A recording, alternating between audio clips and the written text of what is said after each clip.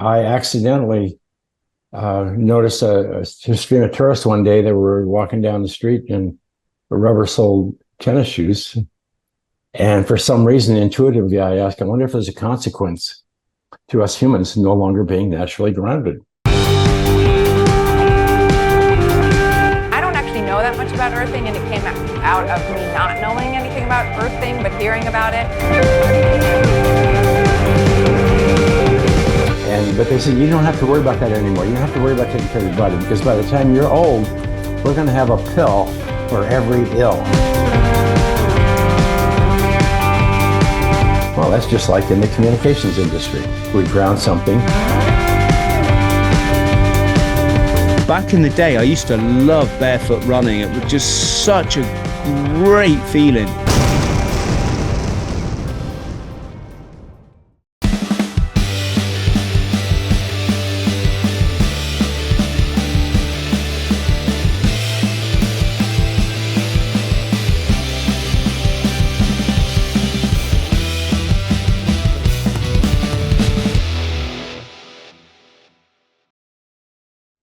Clint, how are you, sir?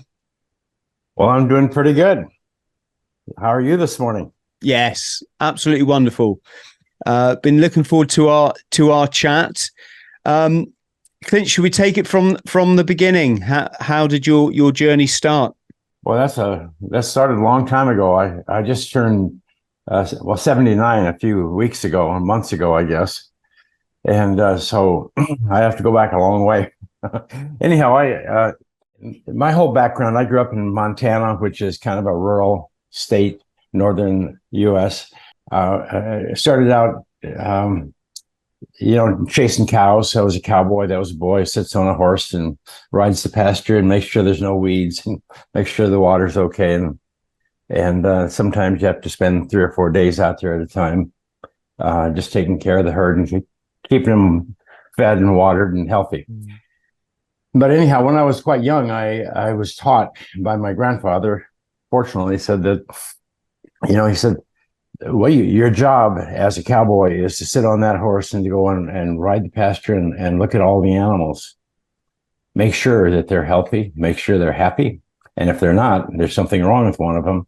You take them out of the herd, you put them in a holding pen, and then go ride the pasture. Make sure there's no weeds, make sure there's no... the grass is not too short. Check the water, make sure the water's okay, make sure there's not a dead animal upstream or something.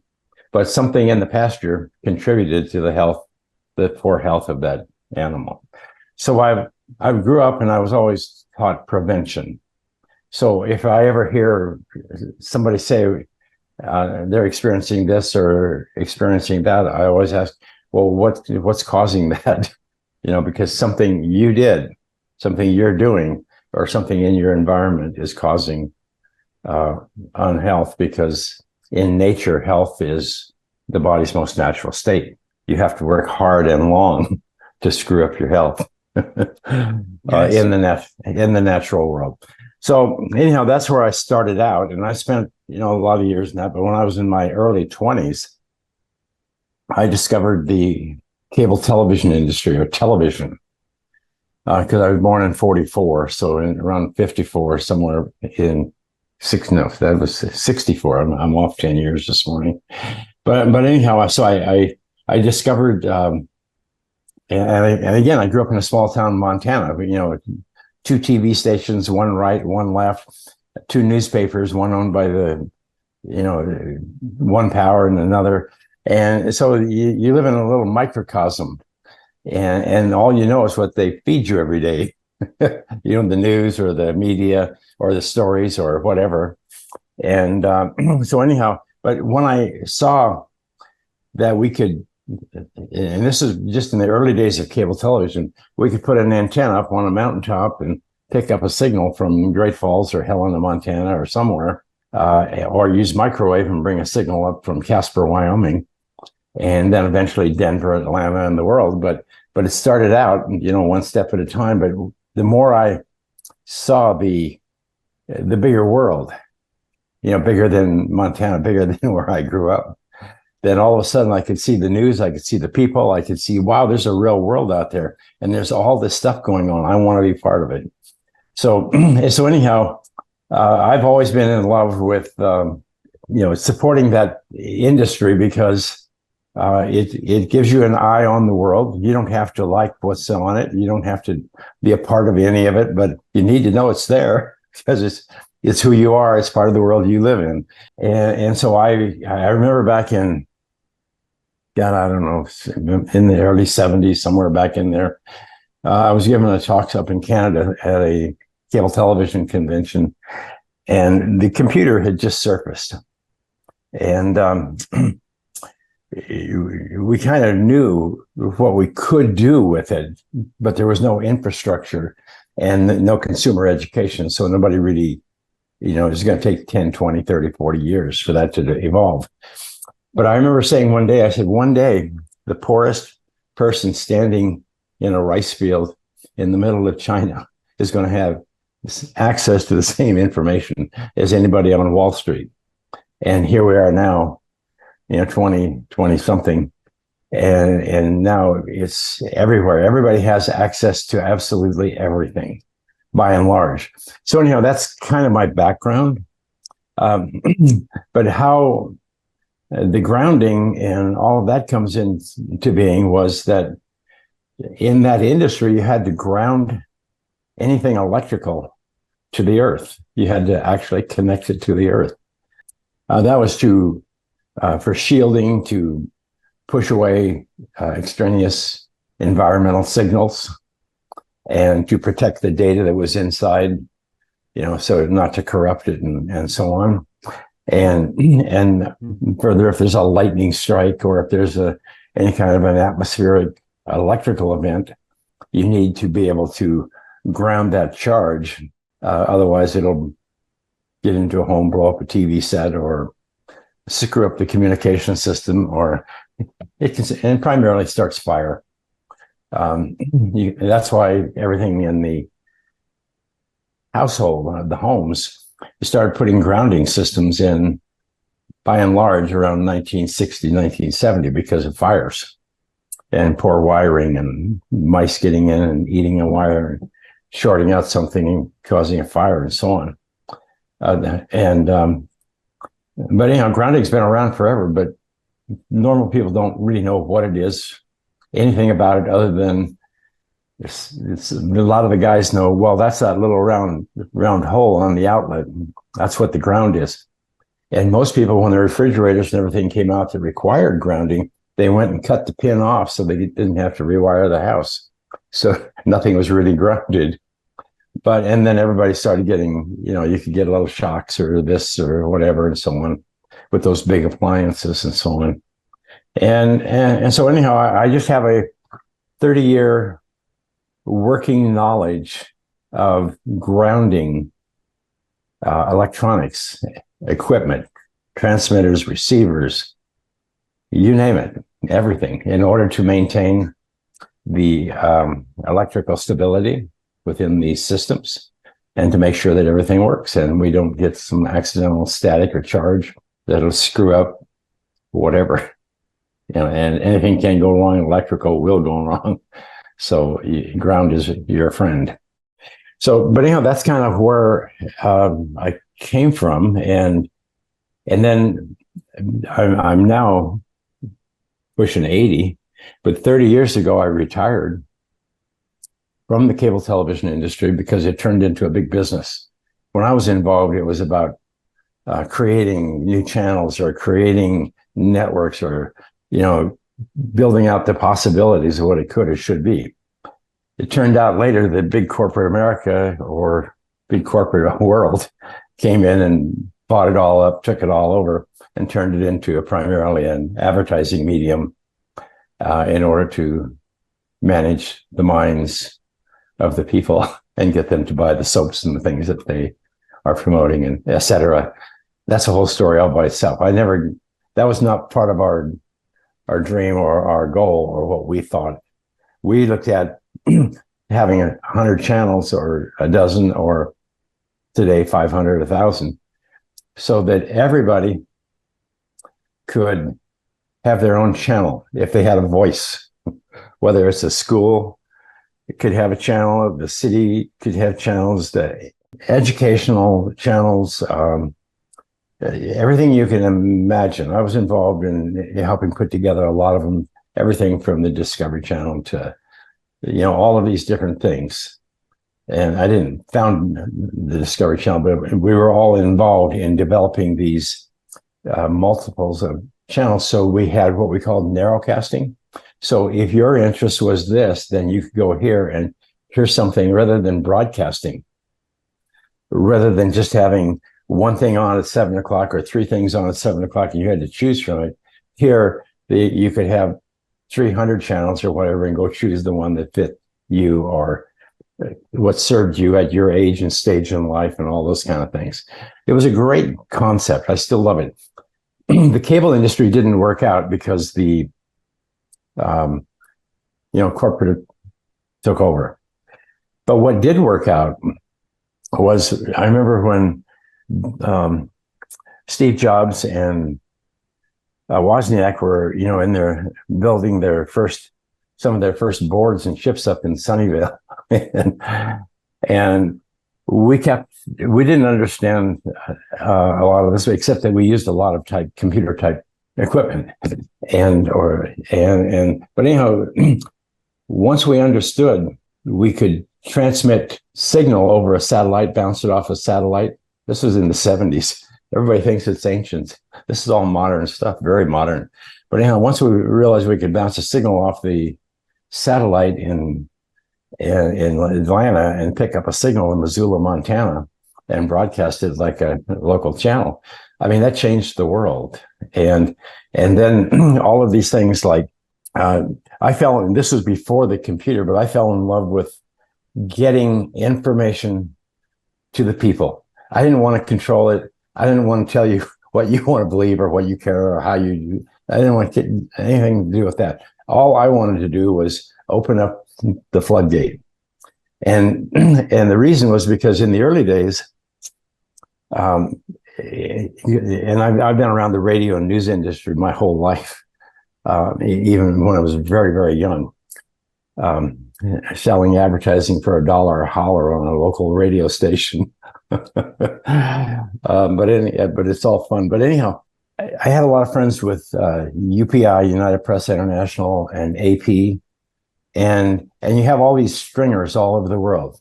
Every day, somebody's out there collecting news and putting it on the wire service. You're a UPI stringer, so that means you can put anything that you find newsworthy on the thing. But over 90%, if not more, of those stories that are put on the wire services around the world, they end up on the cutting room floor. All of that work, all of that energy, all of that effort. And the reason is because there's only so much room for news. You have to have an equal amount, if not more, for advertising. So it was all this game. And I was more of a purist. I just wanted the world to be able to know everything. But the cable but the computer, when Woz and all those guys were making this make sense, then all of a sudden we recognized that, what I did is I went around the world actually and gathered up all the data services for every wire service in the world. Shenhua from China, TASS from Russia, Kaido from Japan, all of them. And I put them in a unified data stream, bounced it off of a satellite in Boulder, Colorado, came down to a downlink, and then they put it on the cable system. And then we had a little piece of software. If you had a Commodore 64 or an early Apple, you could take and put this software in there. And then if you were interested in, if you owned IBM or something, you could type in IBM, so it would capture. So the data stream was forever transmitting all of the data from all of the wire services in the world. And you picked what you were interested in. You created your own new electronic newspaper. Now, this was way ahead of the time. This is way ahead. But anyhow, the people who loved it the most were in Hawaii, where they had no television or anything. They had no news. They had nothing, So it really went over big in certain areas. But it ended up serving the news, the media, rather than the consumer, because the consumer didn't have computers, didn't really I was 20 years ahead of my time. I've always been 20 years ahead. So, but anyhow, so I've always, knew that something would come along to replace, rather than have broadcast newspapers, broadcast television, broadcast radio, we would have narrowcast, meaning thousands of channels, so anybody could find what they want and or create their own channel. Now, in the last number of years, cable television came along in the 60s, and it's going to disappear in the next 20 years. It's all internet. It's all wireless. The world is changing. So nothing, no matter how you invest in it, no matter what you believe in, it's all going to come and go. It's all going to evaporate. But what's beautiful about all of this is the internet. Now, every single person on the planet can have their own channel, and they can identify with their group or the people or the subjects they're interested in. And that was the objective. And it finally came about. But so I could see this, when I was in my 20s. And so that's who I am. I mean, I just love this medium, and I love teaching and educating. But most of all, the grounding was a byproduct. You had to ground everything in order to have decent pictures, decent sound, good quality data. And I can go further if you want me to. Or, no, I'm just the one question I've got to ask you, or my little boy won't let me forget it, is when you were a cowboy, were you good at lassoing the cows? Oh, well, yeah, absolutely. You have no choice. You have to. That's the only way you get a hold of them sometimes, and cut them out and put them in a pen. Yeah. No, that's what you do in your spare time when you're doing nothing else. You're out there twirling the lasso and practicing, and you're trying to, you're going to lasso your brother or somebody, or some friend come to town. You're going to lasso, tie him up behind the horse and drag him for a little bit. That's fun. That's all part of life. I suppose, Clint, we're talking a bit of a conflict of interest, aren't we, with what we call the mainstream media? In as far as it's not really in the interest of these big corporations to promote good health. So you have all these channels. And for example, I think very few of them are going to talk about what we're talking about today, or diet, or breathing techniques, or the cold water immersion, all the stuff that's kind of come up through the internet, I suppose we could say. Yes. Definitely. If it weren't for the internet, most of the stuff couldn't be here. Yeah, that exactly. we all play with today. Yeah, it's corporate America. You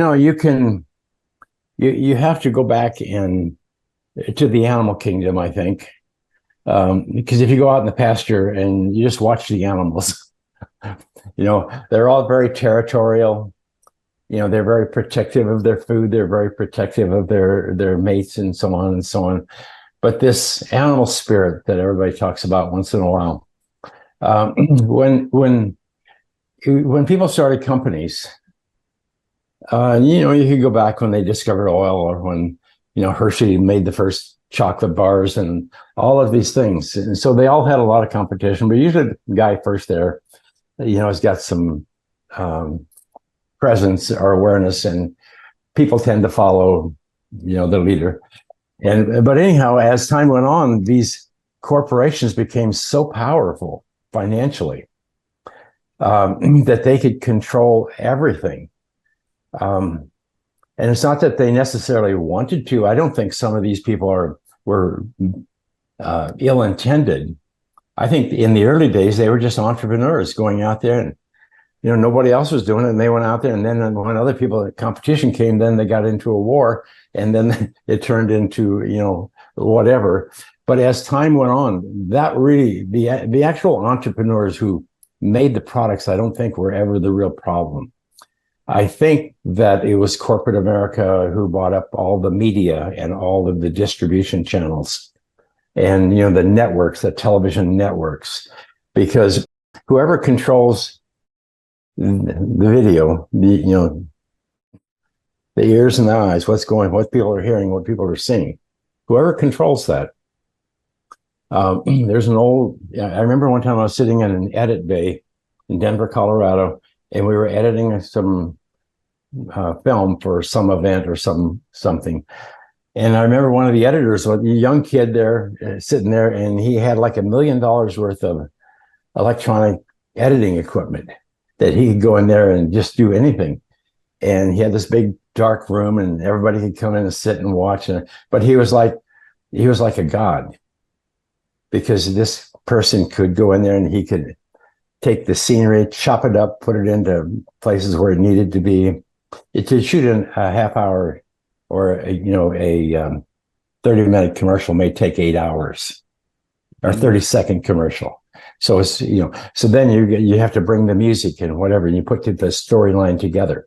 But anyhow, so the art of advertising is, if you can get a person to view your commercial like 7 times in a certain period of time, they own your soul. And I remember one of these editors saying, I'm God. What I put up here is what the people are going to do. And he was absolutely correct. Now, he wasn't the God, but he was at editing.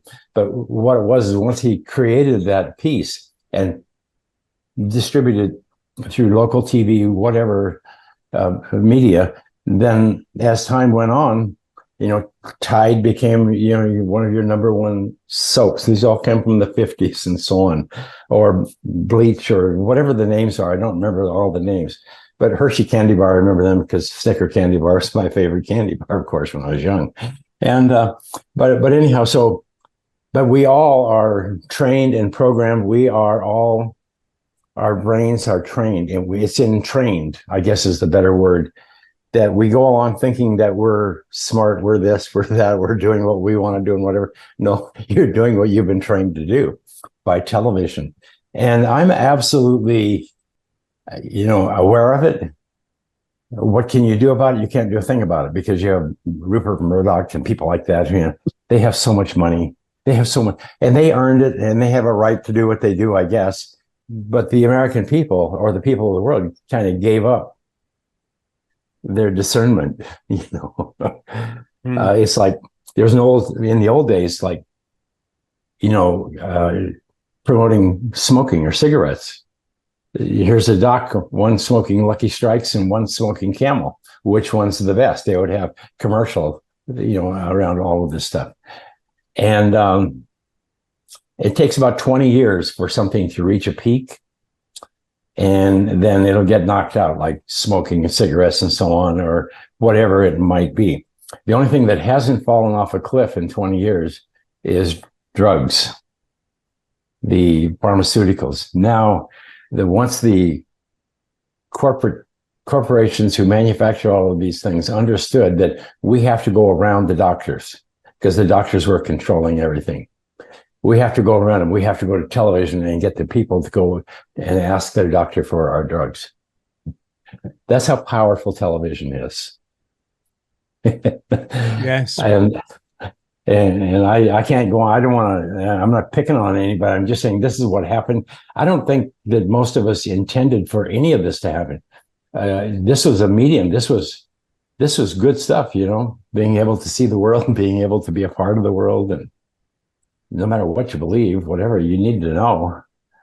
It's got to the something that comes across to us here in England is, and don't get me wrong, whatever you guys do, we follow suit here. Well, the masses do. Yes. Many of us have woken up to the big swindle. But you see people in the US, they actually like badge, brand themselves on what their prescription is. Yep. Mm-hmm. Rather than look for a way not to have the prescription in the first place.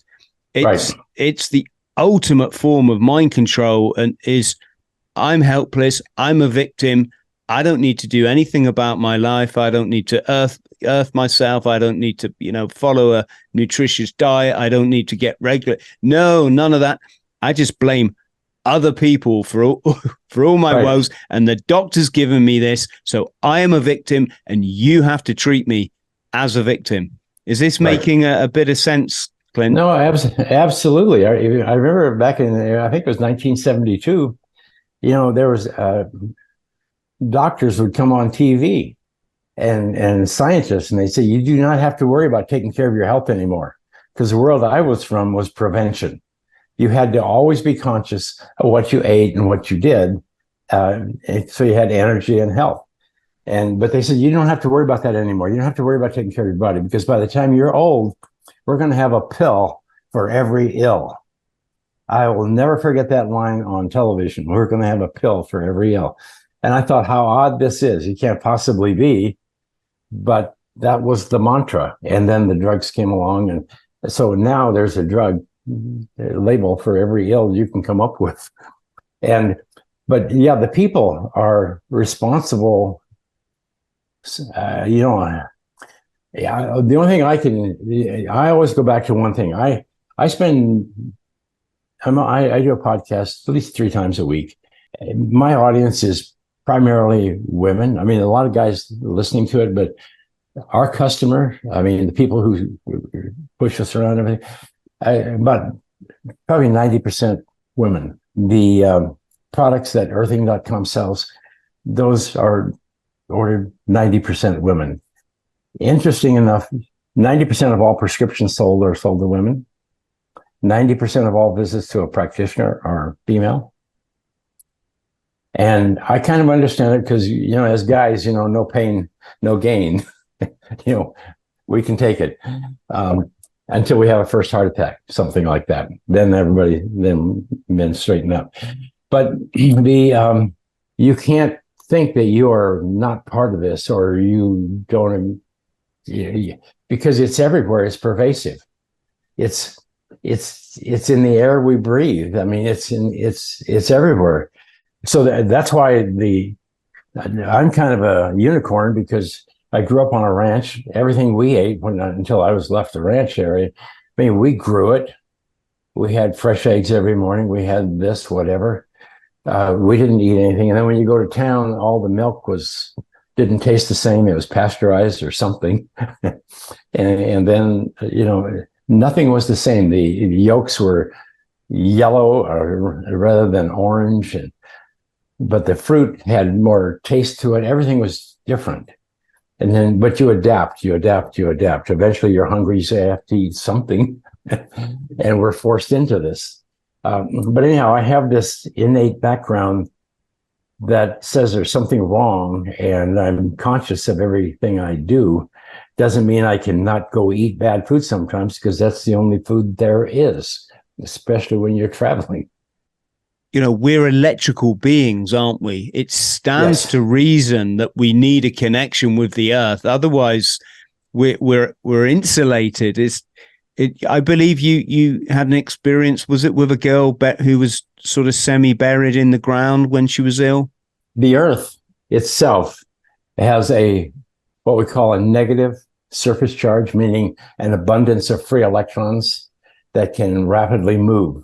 And the only thing those electrons do is to reduce charge. Lightning is the most obvious example to most people. Static electricity would be a secondary.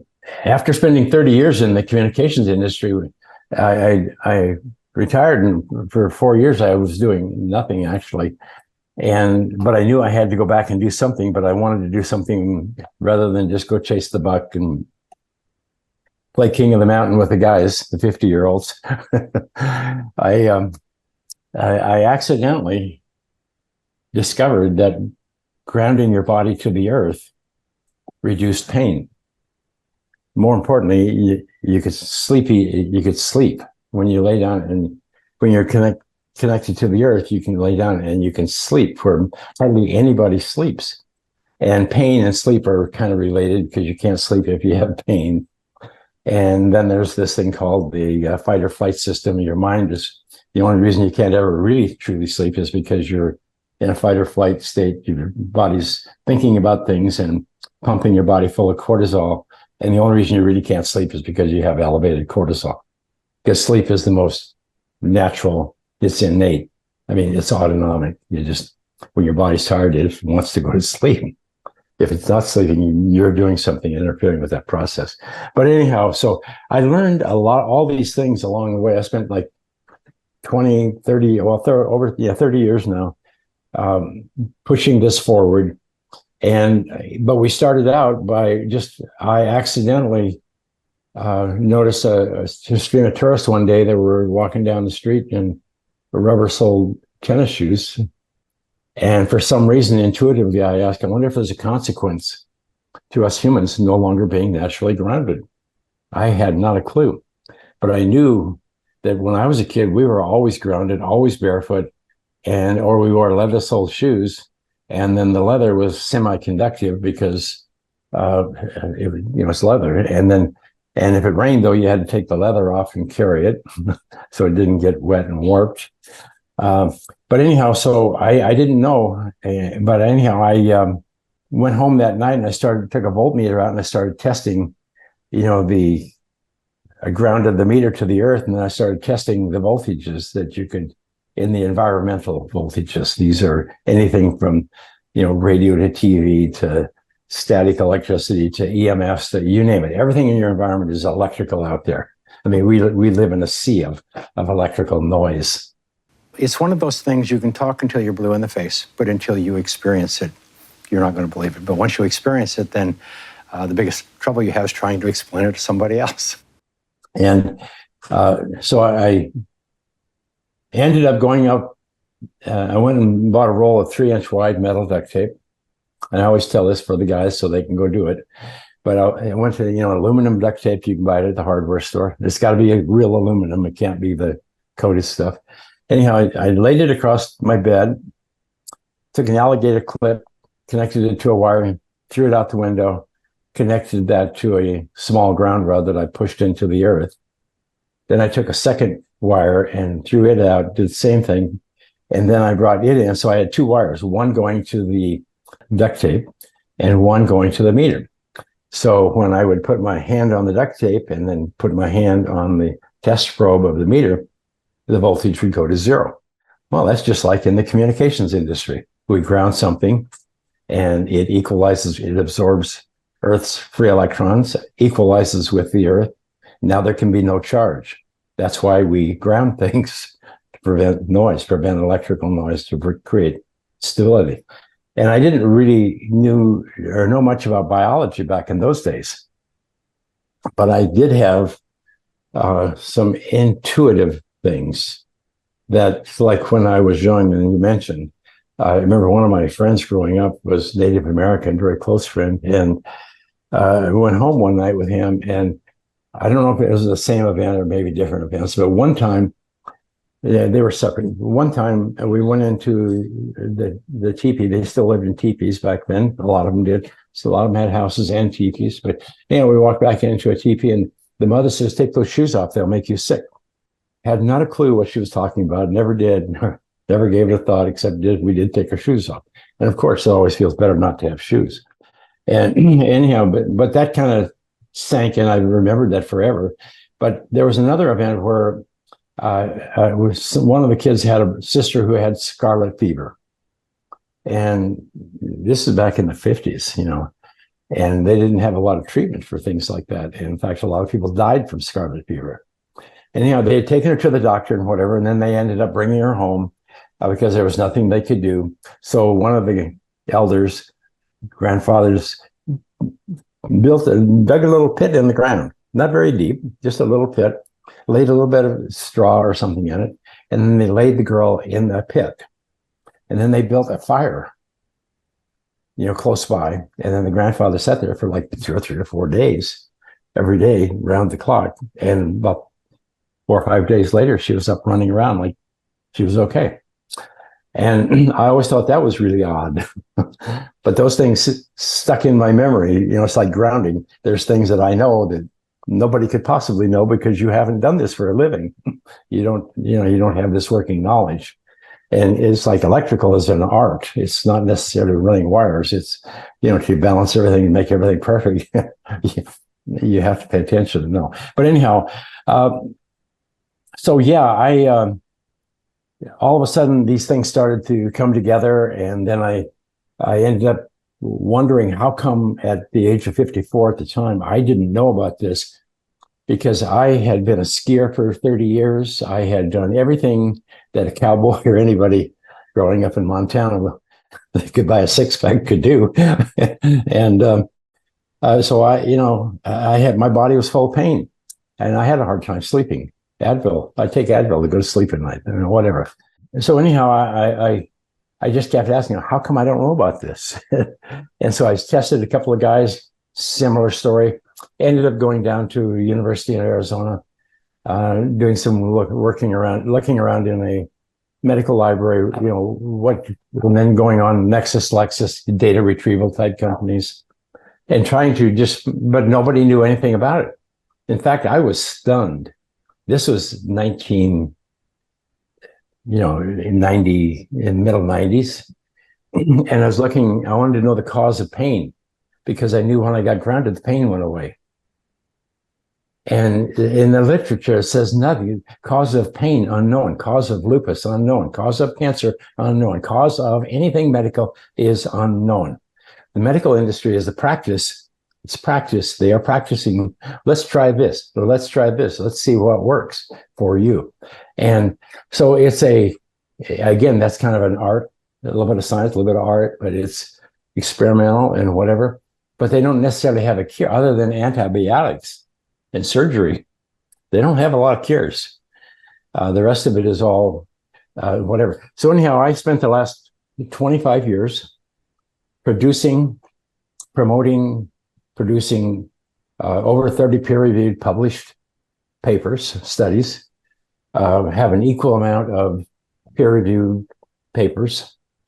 And the bottom line is nobody knew about this, except for a few thousand years ago, they knew about it.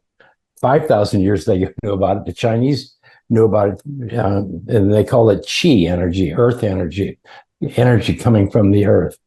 And so on. There's been, throughout time, there have been people who identified it, but nobody followed through with it, or was not able to restore that knowledge in the minds of the people.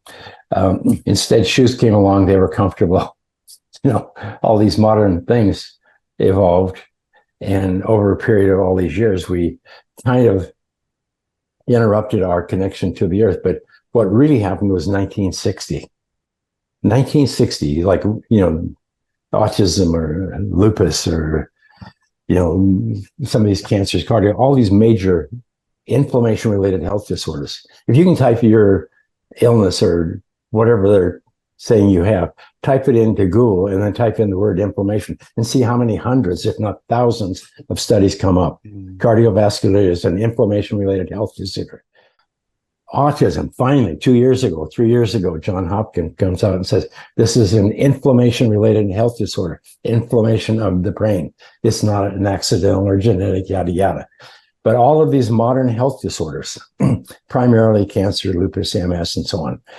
If I'm working, long hours and have this electrical mic strapped on, acting and just being around everything so electrical, it starts to just exhaust me. The immune system is dysfunctioning. They're called autoimmune disorder, autoimmune dysfunctions. And so the challenge for me and the people who came along to help me with this was that everybody said, well, what's the mechanism of action? Because we know if we ground somebody to the earth, take their shoes off, put their feet and hands and keep them on the earth, the pain will eventually go away. They turn pink. Their blood thins. Their blood viscosity thins.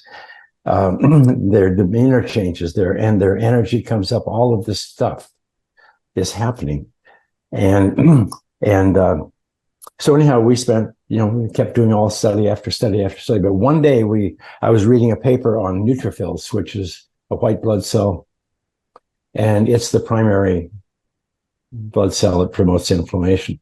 The reason The reason it promotes inflammation isn't because of what it does. It's a white blood cell. It does what it's supposed to do. But in 1960, we started wearing these rubber-soled shoes. That was when the Nike type, the very inexpensive synthetic shoe came out. So it was when we started wearing those synthetic shoes, we lost our ground. We as human beings were no longer naturally grounded. Before then, everybody was barefoot. I mean, some portion of the day or their life. And then we started putting carpets on the floors because those plastics, we made those old, ugly green shag carpets. and then television came into the home, and people started spending more time indoors rather than outdoors. When we were young, you couldn't get us in the house, but television came along and couldn't get us out of the house. So anyhow, there was a environmental shift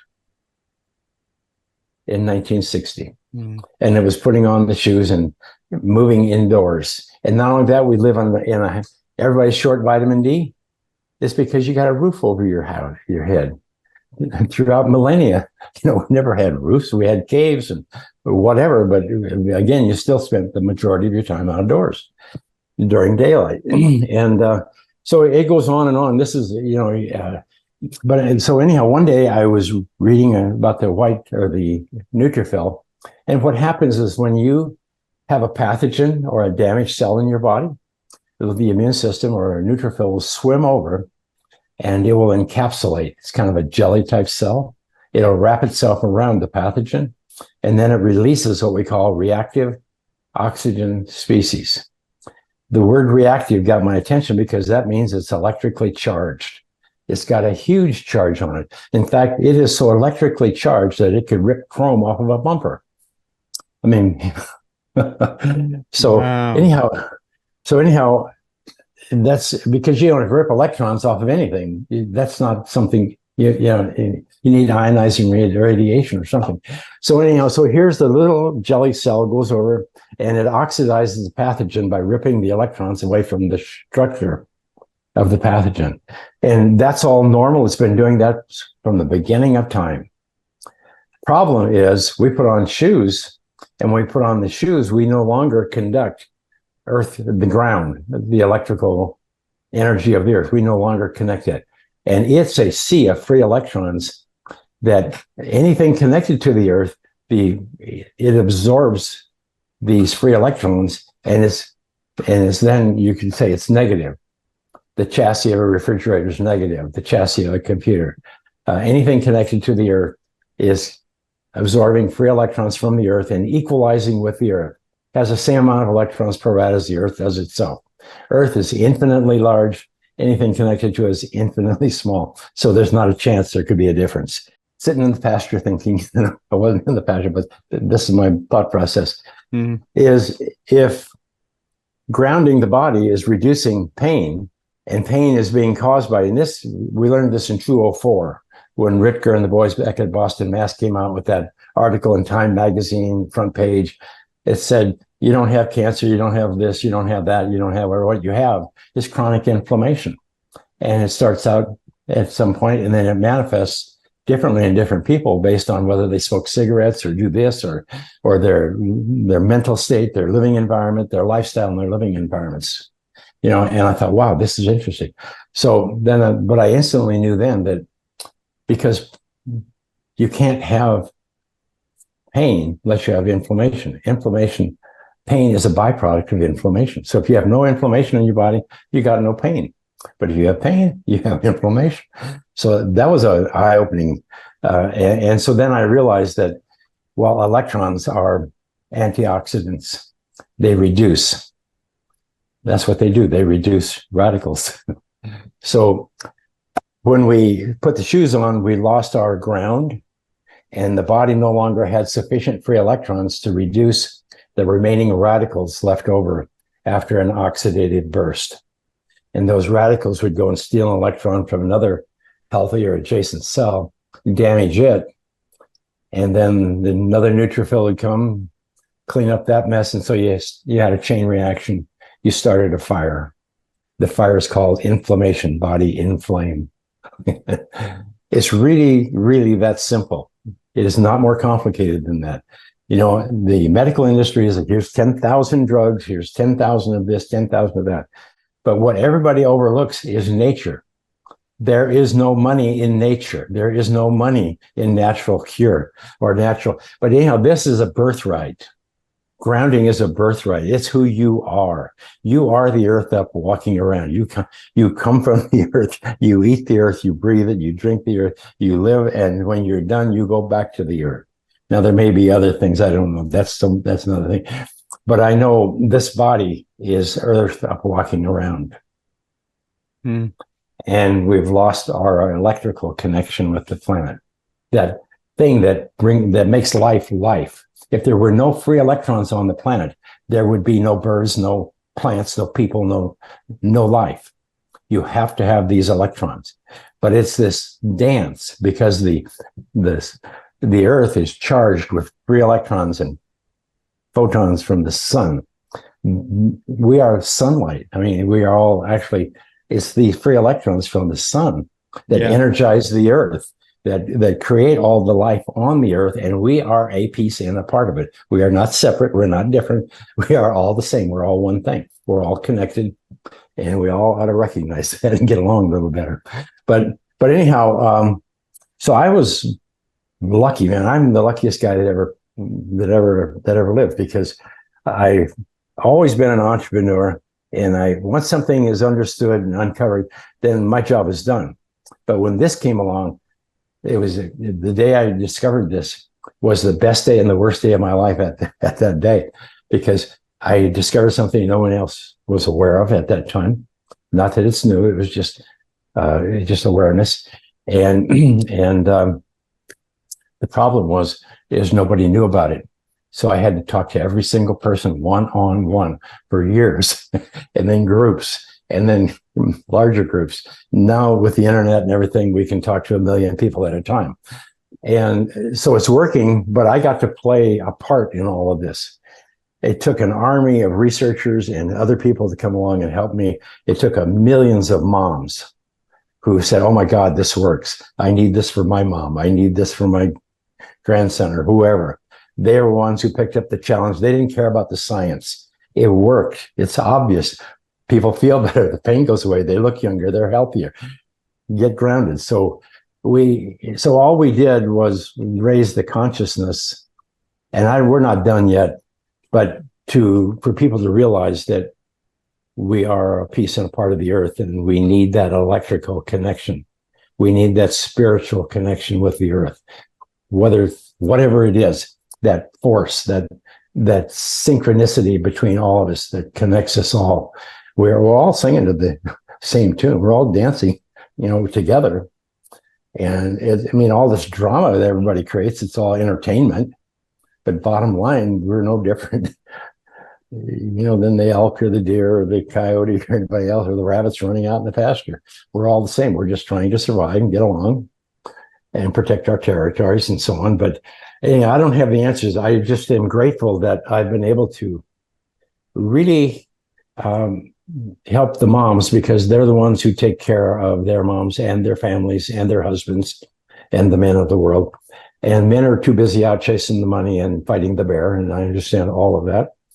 And so it's not that anybody's to blame. It's just shoes came along. And that was a real advantage. Now everybody could afford shoes. They were inexpensive. You could wear them in the mud puddles. It didn't matter if they got wet. And so shoes were a real convenience, but it's a double-edged sword. And we didn't know that. We didn't know that we were giving up our electrical connection with the earth.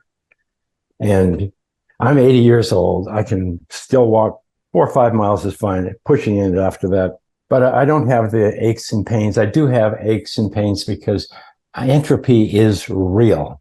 I don't care who you are. When you hit 80, it's a lot of work to stay healthy and keep going.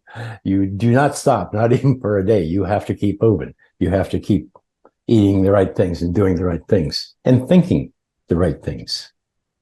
Exactly. And mental is more of it than people will ever understand. Because it's like you can put grounding will ground out the fire, the inflammation, stop it.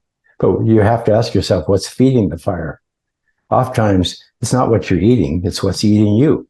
It's what's in your mind, your anger, your fear, you lost this, or the world, life didn't turn out the way it did. Doesn't matter how life turned out. You're still alive, you're breathing, be happy. This is great. Clint, on that note, obviously people can go to your website, which is earthing.com, folks. And your book is Earthing, the most important health discovery ever. We're going to put a link below, friends, so you can grab a copy of that. What physically would you recommend to individuals? So, I mean, just if I use myself as an example, I guess I never thought of it like this, but I'm quite fortunate that I've got a sauna. It's in the backyard. Funny enough, good. Yeah. And after I sauna, I jump in the plunge pool, which is a former whiskey barrel. Awesome. And I guess I'm a bit lucky because I'm usually too lazy to put my flip-flops on. So I just walk out the back in all weathers, doesn't matter whether it's winter or barefoot. Right. I really never made that connection. Although back in the day, I used to love barefoot running. It was just such a great feeling. Run along the beach or run on the grass. It was phenomenal. So for people watching, other than do your research, folks, what would you recommend? The first thing that I recommend to everyone, and especially moms, you have to find a half hour a day, and you have to go outdoors, take a chair if you have to, but sit down, take your shoes off, put your bare feet on the earth, and keep them there for 30 minutes at least, because your blood circulates once every 30 minutes. And the inflammation, if you have inflammation anywhere, you have inflammation everywhere in your body. It's just going to manifest in the weaker parts of your body more so. So, but anyhow, if you can, first of all, you have to come to terms with, is this real or is this not? Is this a joke? I mean, seriously, you expect me to take my shoes off and it's going to make me feel better? Yes, that's what we're saying. And what it does, the first thing that will happen in 30 minutes is your blood will thin. When you're indoors, you're short of electrons and your blood is thick and sticky and your skin is a little more gray and gaunt and less energetic. But anyhow, the first thing that's going to happen is your blood viscosity is going to thin. Now the blood can get in and out of the capillaries. And this is all in the first half hour here. And it'll oxygenate the tissue, the extremities. It'll clean out the spirochetes and the debris and all the other stuff that's stored in your ends of your nerves and so on. And then your respiration will change. For a little bit, it'll increase, and then it will eventually end up decreasing as the lungs kind of clear and expand and whatever. But there's a couple, that I may be going too far there, but the main thing that happens is all of a sudden you can feel the pain drain from your body. Whether you understand that it's electrons coming from the earth and neutralizing the radicals that are in the body, or that the pain is just draining into the earth, does not matter. But the experience is the same. So anyhow, as the pain starts to drain and your blood viscosity and your color comes up, then the demeanor on your face is going to change. And the anger and the upset and the stress of the day seems to kind of melt away. And then all of a sudden you got a little smile, you feel better. The pain has come down. And doesn't mean, it's the end. I mean, you're not going to get up and go dancing across the meadows like Mary Poppins, but you're going to feel different. But what you're feeling is the energy of the earth. And this earth is infinitely large. But when you touch it, your body becomes enveloped in this energy. And you cannot have inflammation in a grounded body. That's why we ground amplifiers. That's why we ground electrical systems. But most of all, take a look at the wild animals, the animals who live indoors with their owners. versus the animals who live outdoors, barefoot on the earth, sleep on the earth, whatever. By and large, cancer does not exist in the natural world. On the other hand, animals who live indoors with their owners, 50% of them die from cancer, just like their owners. Okay, so this is an environmental thing. This isn't because I ate that or because I believe this or anything. The health issues that most people are suffering from, and especially women, are environmental.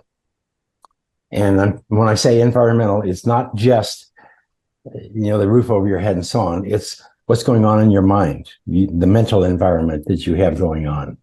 Am I, whatever. That's everybody's story is different. I don't want to go there. But anyhow, you get the concept there. But anyhow, so you have to, first of all, become aware. Does earthing make me feel better? Do I sleep better? Is my health better? Is the pain gone away? Do my health disorders that are running my life, are they slowly diminishing and disappearing? If they are, then wake up. It's free. That's why earthing is the most important health discovery ever, because it is 100% absolutely free. It's a birthright. Health is a birthright. Look at the animal kingdom.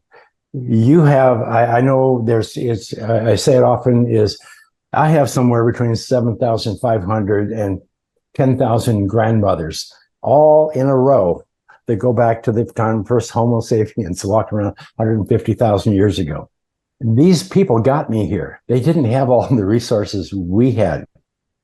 The main health resource they had was the earth, the food and everything produced by the earth, the air, the sun. There is a natural health program that nature provides that got me here, got this body here from millennia of moms, whatever, however you want to say it. Mm-hmm.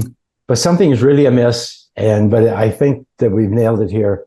And please just take your shoes off and get well for free. And if you got serious problems, take care. Go to a doctor. I'm not knocking a doctor, not for a second. I'm just saying, take a little responsibility here. Go experiment. This is free. Yes, I couldn't agree more, Clint. I'm just of the belief, get back to nature, folks, even though we don't live in the nature, get wet. Right. Get wet. That's what we did for hundreds of thousands of years. We got wet. We ate natural stuff from the forests. We didn't chase after big hunks of meat, all day, every single day. No. It's funny. The second I thought get wet, it's just poured down with rain here, and it's been really sunny for a couple of days. Awesome. But I call that synchronicity, It's a message. I'm starting to really appreciate that lately. And yes, get yourself grounded, folks. Not natural, is it, to wear rubber shoes when our body's made up of electrical current? And Clint, it's all fascinating stuff. I could chat to you all night, but we're trying to keep our podcast a bit shorter to make them more appetizing for people that don't have hours and hours to watch the long form. So we'll give your website a shout out again, earthing.com, folks. There's a link below. Clint's book, Earthing, the most important health discovery ever. As with a lot of things, you've got to find the way in this. I'm pretty sure I can figure a way when I'm sat in the sauna for an hour in the morning or half an hour. There's probably a way I can earth myself while I do it. Well, the sauna is already earthed. I mean, you got, there's probably a wood shell, right? Yeah, it's a wooden shell. The heater is certainly earth. The actual sauna itself, because it's all. But is it a steam? Do you use any steam, hot rock steam? Yeah. Yep. Yeah, you're getting, it's all good. It's all good. A little bit of this, a little bit of that. It all works. Brilliant. Yeah. Clint, sending you love and best wishes to you and yours. Please come on the show again at some point. Oh, I love you. It's been a fascinating chat. You're certainly looking very well on it. Well, thank you. Yes. I was expecting you to say that I run marathons, because that's how fit you look. Exercise and health and all that stuff. I mean, it's all important in moderation. Most people exercise way too much. They create too much inflammation in their bodies, especially when they're wearing rubber grown shoes. But I always look at the animal world to find the truth of health and nature. I don't see animal out there running 5 miles a day. I don't see, everybody, we're missing something. I mean, we're looking for health, but we actually don't realize the connection between our body and the earth and we've got to restore that connection and that energy, because it has a lot more to do than just reducing inflammation. It has everything to do with your energy. And, anyhow, but no, I try to exercise enough to keep the blood moving and to keep the joints moving. But if I would go too far, then I'll do more damage than it's worth. Clint, stay on the line just so I can thank you properly when I hit the record button off. But to our friends out there, massive thank you to Clint again. Massive thank you for you all for watching. If you could like and subscribe, we'd really appreciate it. And if you could support the Patreon or become a channel member, it's just £1.99 a month. You can't even get a cup of coffee for that. And we think we're worth it. Much, much love.